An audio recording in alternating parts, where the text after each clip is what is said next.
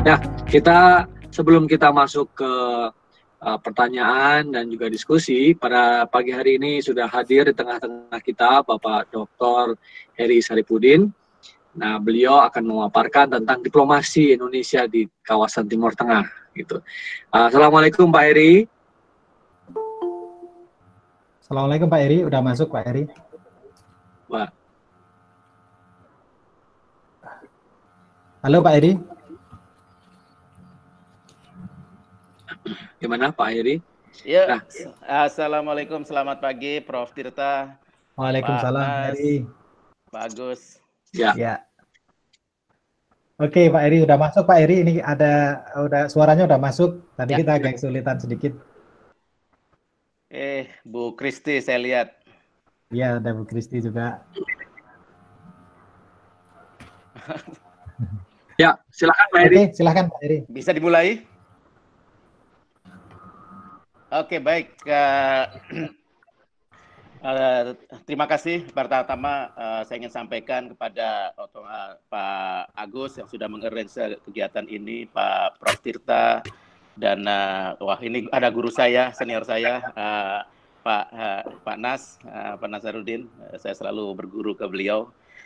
Baik, setelah Pak Nas tadi menyampaikan secara makro mengenai perkembangan diplomasi Indonesia dari masa ke masa, saya ingin mencoba untuk mengambil case study yang khusus saja mengenai diplomasi Indonesia di Timur Tengah. Tapi sebelumnya saya ingin menyampaikan satu disclaimer bahwa tentu saja ini adalah pendapat saya pribadi,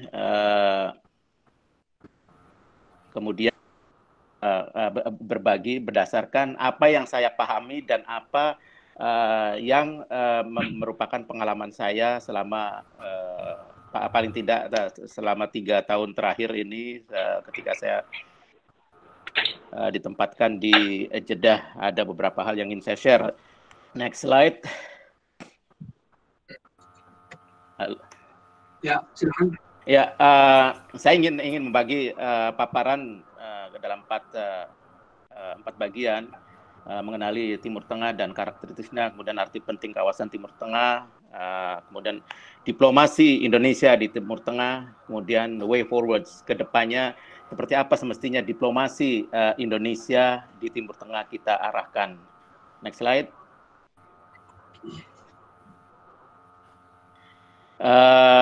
Tentu ada beberapa definisi mengenai Timur Tengah dalam termin Timur Tengah ini. Saya tidak akan membahas secara etimologis, tidak membahas.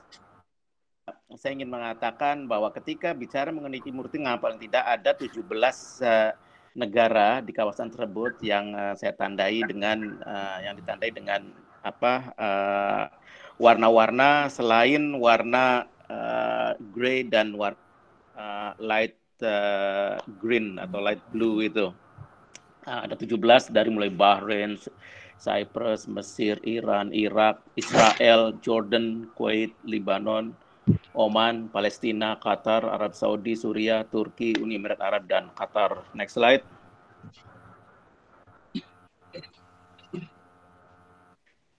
Timur Tengah dan karakteristiknya.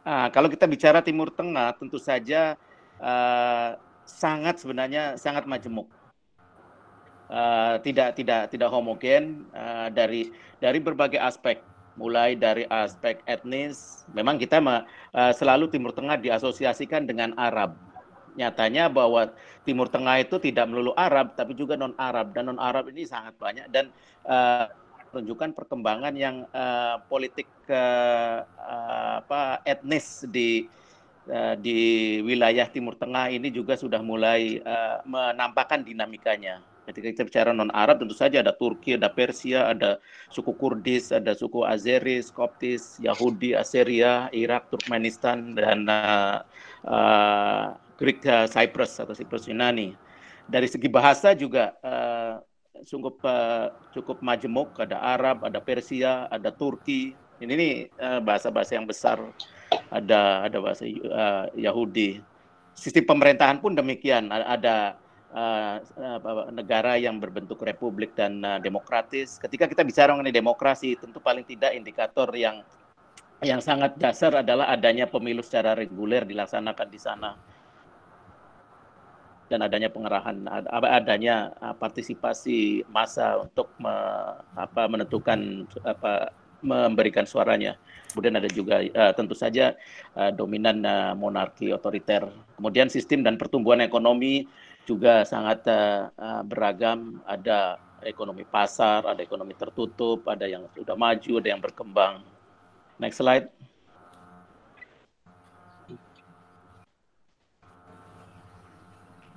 Slide berikutnya. Ya, sudah Pak.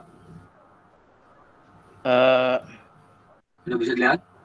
Ya, arti penting di kawasan tersebut adalah tentu kawasan ini berada di persimpangan 3 benua dari Asia, Afrika, dan Eropa. Ini tentu saja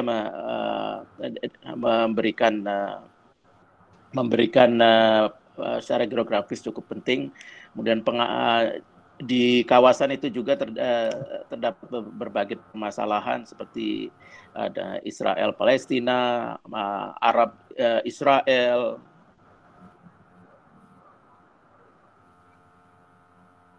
berapa saja yang menjadi pusat perhatian internasional yang menjadikan kawasan tersebut tidak mungkin bisa diabaikan atau tidak diperhatikan begitu saja.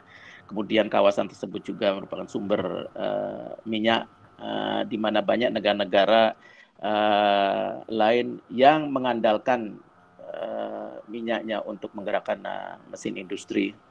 Kemudian tentu saja bagi umat yang beragama, bagi penduduk yang beragama Islam, di sana di mana adanya Ka'bah merupakan pusat ibadah umat Islam seluruh dunia. Dan bagi Indonesia yang terakhir tentu saja adalah penyebaran pekerja migran Indonesia di berbagai negara. Next slide.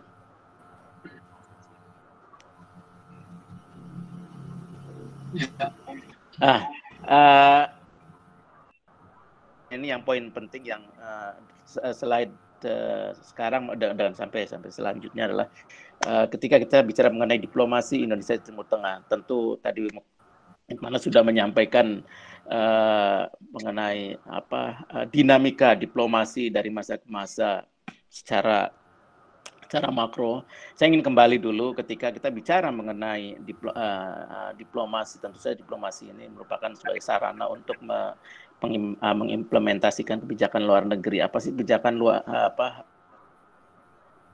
mengimplementasikan kebijakan luar negeri yang bersifat dinamis sesuai dengan kondisi dan aktor yang ada. Dan ketika kita bicara bahwa diplomasi ini merupakan sarana pengimplementasian kebijakan luar negeri, banyak sekali teori-teori mengenai foreign policy decision making proses teori, tapi saya ingin menyampaikan bahwa untuk sekedar untuk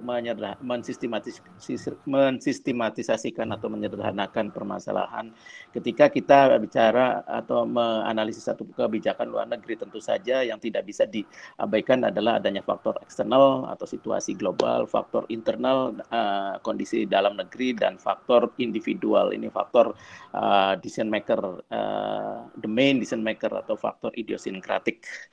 Dan kita tahu bahwa sejak tahun 1947 sampai 1948 kebijakan luar negeri kita sudah ditetapkan sebagai free and active foreign policy, dan ini merupakan ideal values, merupakan prinsip kita bahwa kebijakan luar negeri kita berpihak, tidak didriven oleh unsur keagamaan, tidak didriven oleh unsur etnisitas dan sebagainya, tapi merupakan purely kebijakan yang digerakkan semata-mata untuk menunjukkan kepentingan nasional Indonesia. Dan tentu saja dalam pengimplementasian seperti yang tadi sudah disampaikan oleh Pak Nas adalah dipengaruhi oleh tiga faktor itu, faktor eksternal, faktor internal, dan faktor individual. Artinya bahwa pengimplementasian kebijakan luar negeri, pengimplementasian ideal values yang free and act,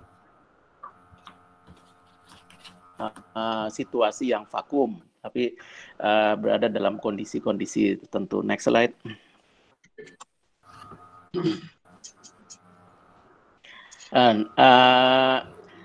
Kita tahu bahwa di periode kedua pemerintahan Presiden Pak Jokowi, kita sudah menetapkan prioritas kebijakan luar negeri dengan formula 4+1, yaitu empat pilar. Pertama adalah diplomasi ekonomi, diplomasi perlindungan, diplomasi kedaulatan dan kebangsaan, diplomasi multilateral atau peran dan kepemimpinan Indonesia di kawasan dan di global, atau partisipasi dan kepemimpinan Indonesia di berbagai fora internasional, dan yang satunya adalah penguatan mesin diplomasi atau penguatan infrastruktur diplomasi. Next slide.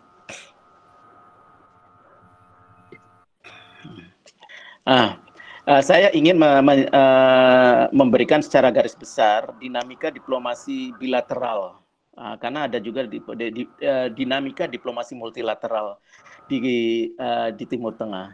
Ketika kita bicara mengenai dinamika diplomasi bilateral Indonesia di kawasan Timur Tengah, paling tidak ada potret yang bisa kita lihat secara garis besar menjadi 3 bagian. Satu, periode Orde Lama, di mana dari mulai kemerdekaan kita paling tidak sampai tahun awal-awal 60-an. Ini merupakan menunjukkan bagaimana wilayah Timur Tengah itu ada di jantung radar screen para founding fathers negara kita. Kita tahu bahwa 10 negara pertama yang mengakui kedaulatan dan kemerdekaan Republik Indonesia adalah negara-negara Timur Tengah.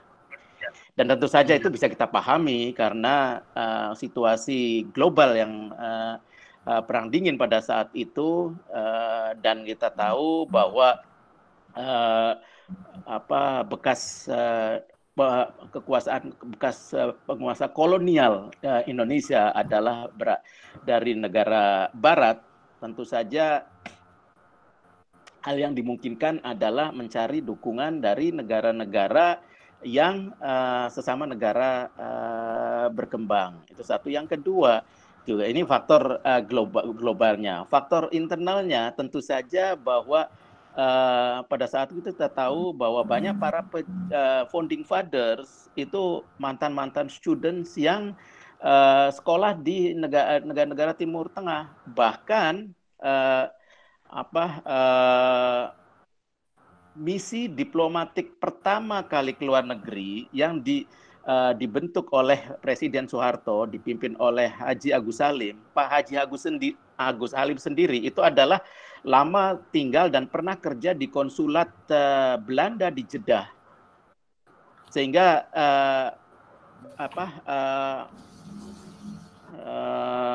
perspektifnya atau orientasinya, suka tidak suka, lebih banyak ditujukan ke arah itu. Ini saya tidak melihat juga faktor agama, kesamaan agama Islam. Tentu saja ini merupakan satu faktor tambahan atau faktor kebetulan beragama Islam. Dan kita tahu bahwa misi diplomatik pertama dalam memperoleh pengakuan kedaulatan Indonesia di luar negeri adalah dari negara-negara Timur Tengah, diawali dengan Mesir, kemudian ini misinya Haji Agus Salim, Abdurrahman Baswedan, kakeknya Gubernur Jakarta, kemudian ada Nazir Pamoncak dan lain sebagainya. Ini mereka pertama kali adalah ke Kairo, kemudian setelah itu ke Libanon, setelah ke Libanon ke Suriah, kemudian ke Irak, kemudian Yaman, Jordan, Saudi dan sebagainya. Itu sejarah mengatakan, fakta sejarah menyatakan begitu.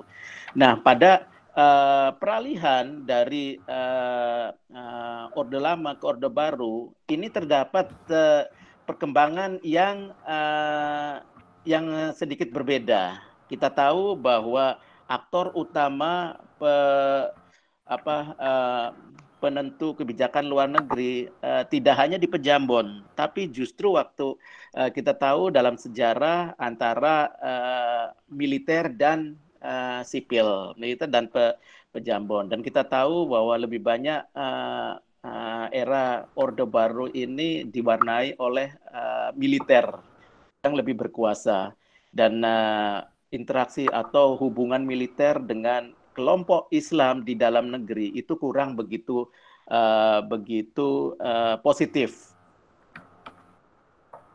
Hal itu karena apa? Asesmen militer menyampaikan adanya kekhawatiran gerakan radikalisme Islam di dalam negeri.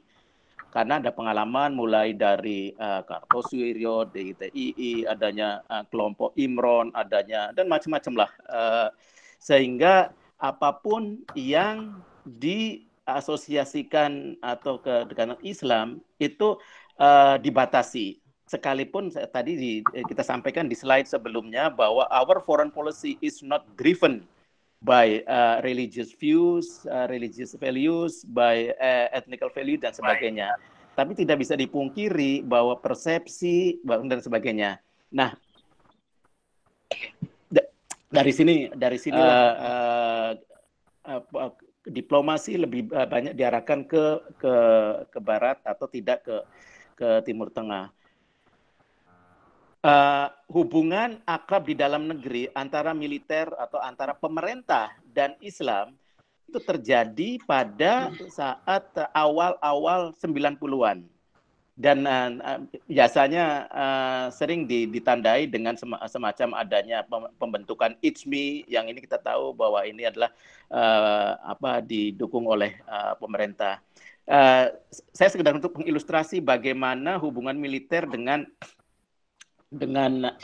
Islam yang berdampak pada pelaksanaan Polugri. Ada buku yang menarik dari Pak Leo Suryanjaya mengenai politik luar negeri Indonesia di masa Presiden Soeharto. Bagaimana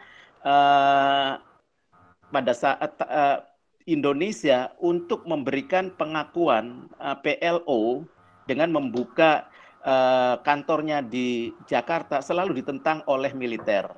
Tahun 74, Pak Adam Malik itu sudah menyetujui ingin menerima PLO membuka kantornya di Jakarta. Ini menurut buku Pak Leo Suryanjaya. Tapi ditentang oleh militer karena adanya ketakutan kantor PLO akan mempengaruhi gerakan Islam di dalam negeri. Kemudian juga pada saat mulai muncul itu, pada saat Indonesia akan menjadi ketua non-blok tahun 92. Itu pada tahun 89 menurut buku itu, KTT di Beograd ketemu antara Yasser Arafat dengan pimpinan kita, Pak Presiden Soeharto, dan sepakat akan membuka kantor. Tapi pada saat itu juga terjadi pertentangan. Militer tidak setuju membuka perwakilan Palestina di Indonesia. Kemudian ini sekedar ilustrasi saja. Kita tahu Pak Palestina membuka kantornya tahun 92-an. Kemudian kondisi berubah ketika masa-masa akhir sebelum Pak Harto lengser, di mana interaksi antara militer atau pemerintah dengan Islam mulai mencair dan mulai positif. Dan banyak sekali, apalagi setelah reformasi, di mana adanya kebebasan politik dan sebagainya, di mana politik aliran juga memperoleh tempat di Indonesia. memunculkan dekade, memunculkan era baru di mana juga Islam mulai memberikan warna di ke diplomasi. Sekalipun kembali sebenarnya our foreign policy is not driven by religious issues. Dan kita tahu pada zamannya Pak Menlu Alwi Shihab bahkan pernah menyampaikan terminologi dalam buku putihnya beliau mengenai diplomasi ecumenical. Ini kan dari terminologinya aja udah very religious banget, ecumenical diplomacy, yang artinya sebenarnya sama saja dengan seperti masanya Pak SBY yang all direction foreign policy. Ecumenical diplomacy itu adalah merangkul semua negara untuk memperluas persahabatan dan kerjasama yang saling menguntungkan. Jadi tidak melulu kepada IGGI, terus ICCI dan sebagainya yang kepada negara. Dan kita tahu walaupun kiprahnya pendek, Pak Alwi itu sudah mengarahkan ke Timur Tengah tanpa mengabaikan wilayah lainnya. Dan begitu Pak Alwi dan Pak Presiden Gus Dur tidak aktif, tidak menjabat kembali, tetap Pak Alwi Shihab waktu itu oleh presiden-presiden berikutnya ditunjuk sebagai special envoy untuk OKI dan Timur Tengah. Hanya dinonaktifkan pada periode kedua pemerintahan Pak Presiden Joko Widodo ini. Tapi dari awal beliau sebagai Menlu, kemudian tidak sebagai Menlu, masih tetap sebagai special envoy untuk wilayah Timur Tengah sampai akhir pemerintahan periode pertama Presiden Joko Widodo. Ini artinya apa? Secara legalistik formal bahwa pemerintah juga meletakkan kawasan ini ke dalam radar radar screen. Diplomasi itu dari aspek bilateral. Kemudian diplomasi multilateral, kita lihat indikatornya dari bagaimana postur Indonesia di OKI. Jadi kita tahu OKI ada 57 negara bermarkas besar di Jeddah, dan ketika kita bicara OKI pada saat itu bahkan ada yang joke OKI OIC, kesannya tuh meremehkan OIC, ya itulah ada OIC tapi yang ingin saya tekankan bahwa ketika kita bicara partisipasi Indonesia di OIC, di OKI, itu saat ini selalu persepsi publik diasosiasikan dengan Palestina. Jadi nanti kita lihat ke next slide, saya akan percepat saja. Mungkin akan dipercepat ya Pak Heri ya. Ya, baik, saya percepat. Nah, ketika arah diplomasi Indonesia saat ini kan kita melihat bahwa kesannya kalau isu-isu tradisional, kalau bicara mengenai Timur Tengah, dunia Islam, dunia Arab dan sebagainya, itu tidak jauh-jauh dari isu perlindungan pekerja migran Indonesia, pelaksanaan ibadah haji, Palestina, dan sumber minyak. Ini yang paling menonjol. Nah, kita harus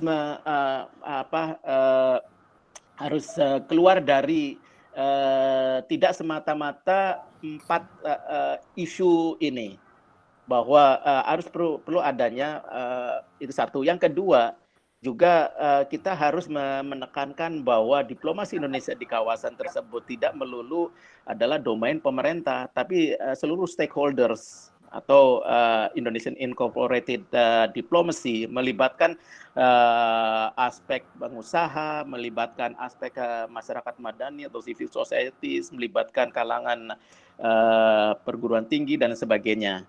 Dan kedepannya saya melisting beberapa agenda yang mestinya bisa dijadikan konten dari diplomasi Indonesia di kawasan. Satu, ketika kita bicara mengenai perlindungan PMI, kita harus lebih lagi dari itu. Tapi perlindungan dan pemberdayaan. Jadi ini bagaimana diplomasi Indonesia memberdayakan WNI, tidak semata-mata melindungi. Karena kalau melindungi ini kan ada konotasi semata-mata sekedar sifatnya reaktif. Sementara kita juga tidak sekedar reaktif yang selama ini kita laksanakan diplomasi itu, tapi juga mempunyai inisiatif dan sebagainya. Saya sengaja di sini sampaikan success story of Indomie. Bagaimana di kawasan itu Indomie menjadi satu, bahkan di Twitter yang beberapa minggu ini kan trending juga Indomie ini di Afrika dan Afrika Utara. Ini kan jasanya para TKI sebenarnya, para PMI, bagaimana memasarkan produk tersebut di kawasan. Kemudian kita bicara mengenai haji. Kalau sebelumnya kesannya bahwa haji yang kebetulan Indonesia adalah pengirim jemaah haji terbesar yang sekarang 220 ribu per tahun. Ini tidak semata-mata secara teknis ansih, tapi bagaimana diplomasi ekonomi haji. Ada economic values dari pelaksanaan haji itu yang dapat menjadi motor penggerak untuk membuka simpul-simpul pasar produk ekspor Indonesia. Saya mencoba pada saat saya menjadi konsul jenderal Indonesia di Jeddah memperkenalkan bahwa momen haji ini bisa dimanfaatkan untuk promosi ekonomi. Dengan cara apa? Dengan cara bahwa kita menjadikan bargain chip dari 210 haji ini, tanpa mengesampingkan bahwa tugas pemerintah adalah menyediakan situasi agar mereka bisa memperoleh kemabruran, memperoleh haji mabrur. Tapi bayangkan 210 ribu orang Indonesia, ini merupakan pasar sendiri. Mereka berada di sana paling tidak selama 40 hari. Ini mulai dari konsumsi mereka, mulai dari souvenir, kemudian transportasi dan sebagainya. Saya waktu itu menerapkan aturan kepada para rekanan Indonesia, pengusaha-pengusaha atau partner Saudi yang menangani jemaah Indonesia, ditetapkan peraturan. Contoh, bahwa untuk konsumsi haji harus menggunakan produk Indonesia. Jadi mulai dari ini mau tidak mau memaksa para catering, penyedia jasa makanan itu mengimpor dari Indonesia. Kemudian kami juga dengan pengelola hotel. Kalau ingin men-sustain kerjasama dengan menampung jemaah haji dan kemudian juga jemaah umroh, paling tidak menggunakan produk-produk dari Indonesia, mulai dari toilet papersnya, kemudian sabunnya, kemudian sampunya dan sebagainya. Ini kan walaupun skalanya kecil, tapi memperkenalkan produk-produk Indonesia. Kemudian juga pemanfaatan menggunakan drivernya orang Indonesia, menggunakan chefnya Indonesia, digunakan sebagai citra promosi dan sebagainya. Ini banyak sekali economic values dari haji, diplomasi ekonomi haji. Saya pernah menulis ini. Selanjutnya adalah agenda kerjasama ekonomi di OKI. Jadi katakan tadi bahwa sementara ini agenda yang diutama masyarakat mengetahui hanya bahwa ketika kita bicara dengan OKI selalu isu mengenai Palestina, isu mengenai Arab Israel, isu mengenai itu. Padahal kita juga diplomasi kita memperjuangkan kerjasama ekonomi, dan ini yang perlu digalakkan. Kita bisa memperkenalkan vaksin produk dari bio farma atau kimia farma untuk dipasarkan di negara-negara anggota OKI katakanlah yang secara kapabilitas produksian virus itu masih di bawah kita. Okay. Next slide. Yeah. Saya 2 slide lagi kalau nggak salah. Kemudian Pak Heri. Oh ya, oke. Ya. Terakhir. Terakhir ya. Ya. Kemudian proyek BDF, Bali Demokrasi Forum. Ini untuk membuktikan bahwa role model Indonesia, bahwa Islam itu go hand in hand dengan demokrasi. Dan tahun terakhir pada saat saya di sana, itu ada pimpinan redaksi Arab News sangat antusias ingin ikut join menjadi peserta atau share idenya dalam Bali Demokrasi Forum. Ini kan satu